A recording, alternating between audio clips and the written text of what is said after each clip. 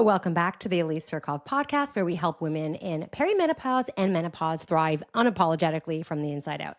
All right, I am so excited today because I have been wanting to record a little mini series. This is going to be a 4-part series on hormones, and I want to keep this super digestible so that you can just reference this whenever you feel that some of your symptoms are coming back or they're out of control, or you're just like, what the flying fuck is happening to me? So over the next little while, I'm going to be talking about progesterone, estrogen, testosterone, and then cortisol and insulin. I'm going to loop those two together actually at the end. So today we're going to get into progesterone.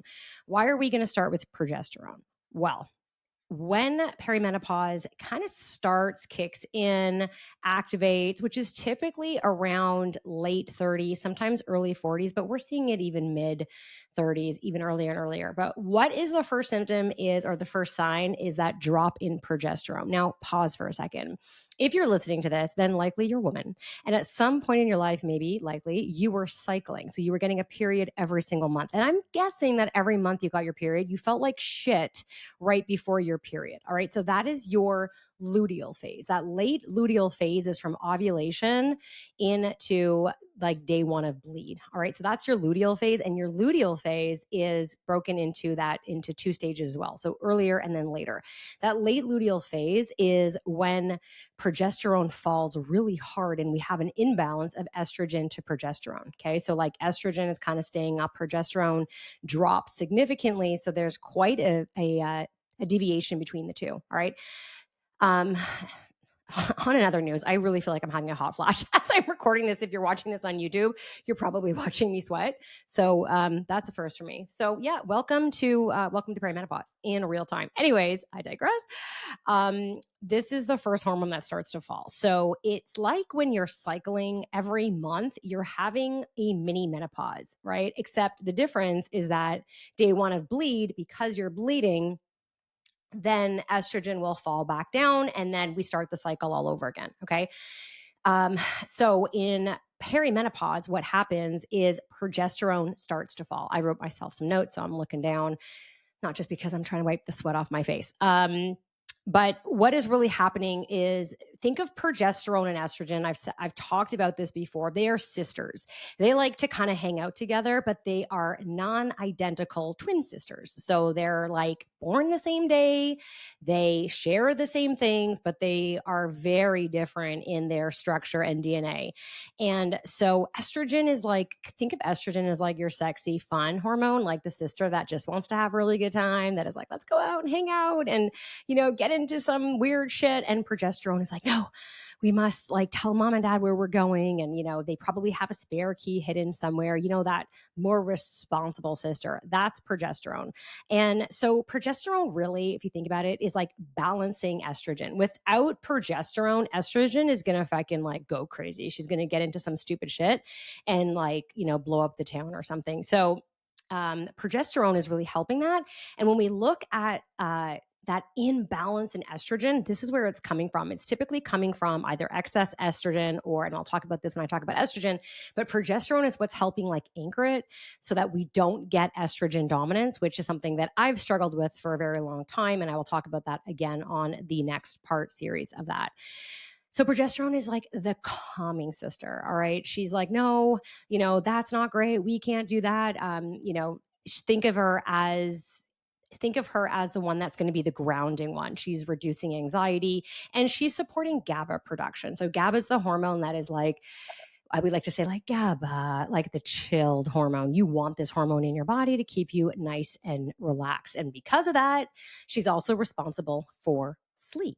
Okay. And not just for like getting to sleep, but staying asleep. So progesterone is really key for that restorative sleep, that deep sleep. So kind of sleeping, think of it as all the way through the night. I'm laughing because so many women that I talk to, and I know I've struggled with this before I started progesterone therapy, hormone replacement therapy, is that I would just like pray for a full night's sleep. And that's kind of how it was when my babies were born, right? It was like, oh my God, I almost slept through the night. Or that's kind of how we measured the success. Progesterone also will support fertility, cycle regularity, and will reduce inflammation. So, if you're someone that is like, I feel puffy, I feel swollen all the time, I don't know what's going on, it is likely that you are dropping in progesterone, which is also going to happen before a period. So, even if you're in perimenopause like I am, but you're still somewhat getting a cycle, maybe it's regular, maybe it's not. Every time you're low in progesterone in your cycle, you're going to feel that like swelling, that inflammation.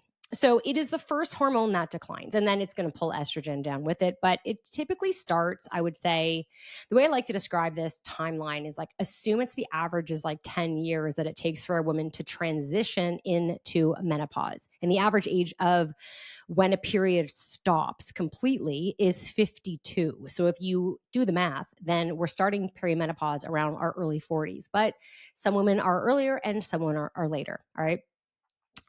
So we start to see this declining late 30s. You might not notice it, or early 40s. And ovulation becomes irregular. You may or may not capture this. Now, I'm someone that when I ovulate, I've always had strong ovulatory pains. And so when I'm ovulating early or I don't ovulate at all, I am aware of it. But you might not, if you're someone who doesn't know when they ovulate, it might be a little bit harder to track this. But if ovulation becomes irregular, then less progesterone overall is made. And then it leaves estrogen kind of imbalanced, if you will, right? Think of her as just like the crazy sister that is like, I don't know how to self-regulate anymore. And this is, again, when we get estrogen dominance happening. Now, this is also when we start to see PMS worsening. So we see severe mood swings. You might just go from like one extreme to another. Maybe you're just like having an okay day, right? Like nothing great is happening, nothing horrible is happening. And then boom, someone says something to you and you want to fucking take their head off. And you're like, holy shit. I used to describe this feeling of mood swings like I felt like I needed to put myself in a timeout. I am like, all right, Elise, you need to lock yourself in the bathroom because I don't know what the fuck you're going to say next and who you're going to say it to. So when I talk about mood swings, I mean like severe mood swings. This can also lead to breast tenderness. And if you're someone like me who struggle with estrogen dominance, you're going to notice that like towards the end of the cycle, you've got really tender breasts. They kill you, take off your bra. You like want to, moan in pain. You can also have intense headaches. If you're someone that suffers from migraines, it might get a lot worse. You're also going to notice sleep disturbances. So either trouble falling asleep or staying asleep. For me, it definitely was staying asleep. I was up at 3 or 4 in the morning, like every single day. You might also notice changes in your bleeds. Okay. So like heavier bleeding. I like to use the term like bleeding like a teenager all over again, like your first period. Well, your first period, you're not actually that heavy, but when you're a young teen and you're just like going through tampons, all of a sudden, this is what women will say is like very common in terms of cycle changes is they're like, all of a sudden I'm bleeding through tampons more. I'm bleeding through my pad more. I wear a cup, so I have to change my cup more. If you have an IUD, you probably don't even notice this.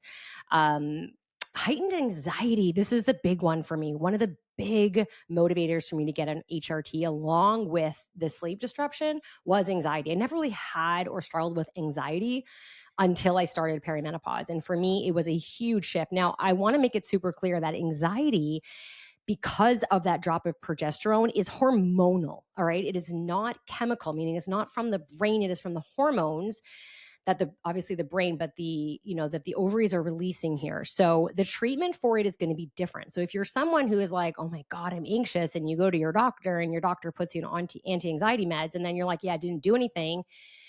This is why. And this is the frustration that I have with a lot of women who go to their doctors for quote unquote symptom relief. And the doctors either throw them on birth control, antidepressants, or anti-anxiety medications, right? We're not actually solving the problem. And then, of course, the big one that I struggle with, that I know you are too, because I just polled my audience on Instagram about this the other day, is bloating and water retention. I could not get my rings on my finger for a solid week. In fact, my daughter said to me, Mom, why aren't you wearing your wedding ring anymore? Your diamond. And I'm like, it don't fit. And the crazy part is that my weight is still like 10 pounds, 15 pounds lighter than I was at my heaviest, not including being pregnant. And my rings fit fine then. But the amount of swelling that I have over my fingers, I could not wear my ring. So a lot of women will describe this as feeling really puffy, like they could just stick a pin in them and they would kind of explode. All right. This is the effects of losing progesterone. And if you're cycling and then you get your period, a lot of these symptoms are relieved. You start sleeping again. You start to feel normal. You're like, oh my God, honey, I'm sorry that I yelled at you. It turns out I don't want to get a divorce. I actually really do love you. And this brings me up to another conversation of why so many women in midlife are actually getting divorced. It is for this reason, right? Hormonally, we are feeling unheard and unseen. Of course, I'm digressing, and I will talk about that another time.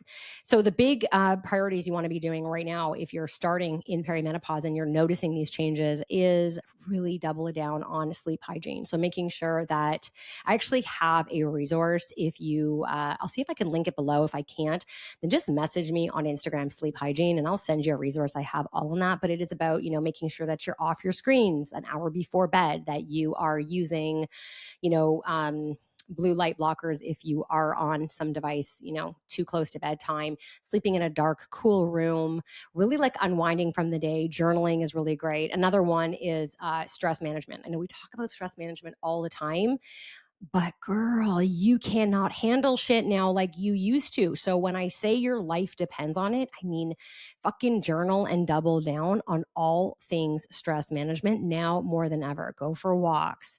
Progesterone is going to make it so that you can't handle your shit. It's going to make you more stress resistant. All right. It's not going to make it so that it's easy and calm. Remember, that GABA hormone is going away. In terms of like nutrients, this is a great time to be introducing B vitamins, magnesium, if you're not already on it. You can actually double that dose of magnesium as you hit your late stage of your cycle. Zinc is also super important here.